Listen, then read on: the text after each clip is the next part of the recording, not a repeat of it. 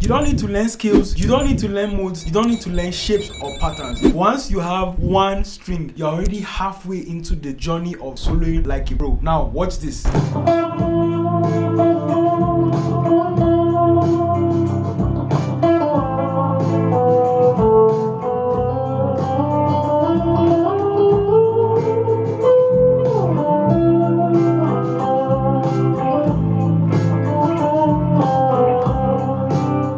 The idea is simple. We have 6 strings on the guitar, and one of the reasons why soloing is difficult for most beginners is that we have to think about different shapes, different positions to play, right? All I want us to do is to make this process very simple, and that's why we're sticking to just one string. And this is a cool thing. It can work on any style of music, whether you're blues, jazz, Afrobeat, anything at all that you want to use to solo. Once you master this approach, it's going to take you to the next level. So let's dive right into the video. Now, what I was simply doing in the clip you watched earlier is that I was playing my major scale on one string. Now, the major scale you've heard most of the times is do, re, mi, fa, sol, la, ti, do on different strings, right? But the idea and the secret here is to understand how to do it on one string. Sounds nice, right? For the purpose of this video, we're going to learn how to play the major scale on one string in the key of C. Now, come to your 5th fret on the 3rd string using your index finger or middle finger or any finger you're comfortable with.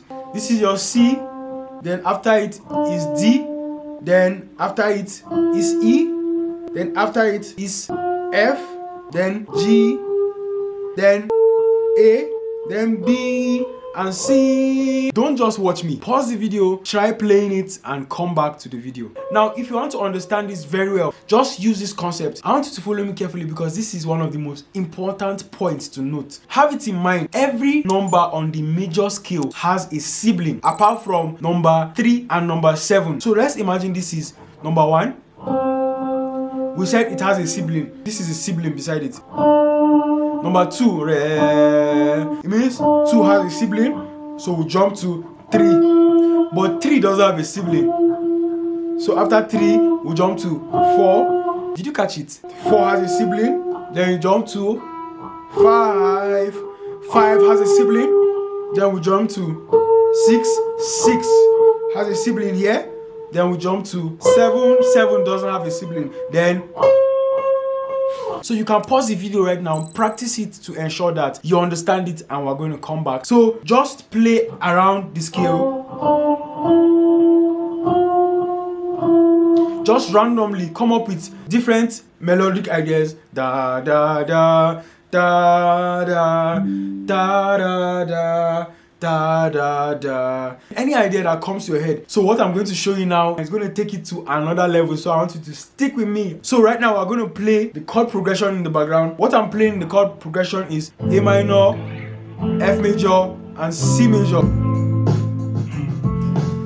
So now we can come up with our own.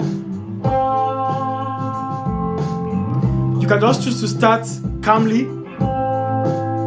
one note. Then you can just double down, down, down, down, down, down, down, down, down. Then you can add another note. So notice what I did there. Instead of playing, I slid. This is a slide. So instead of So if you don't know how to slide, I've created a video on how you can slide and play other sweet techniques to spice up your play. So check the video out. So we can go to another note. Can you see? I'm sliding back. Pause the video, try playing it, and come back to the video. And look for another note.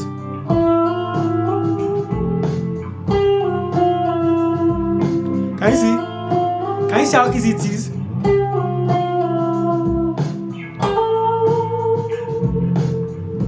Did you hear that? Let me go again. So what I did is called a vibrato. I'm simply moving my wrists.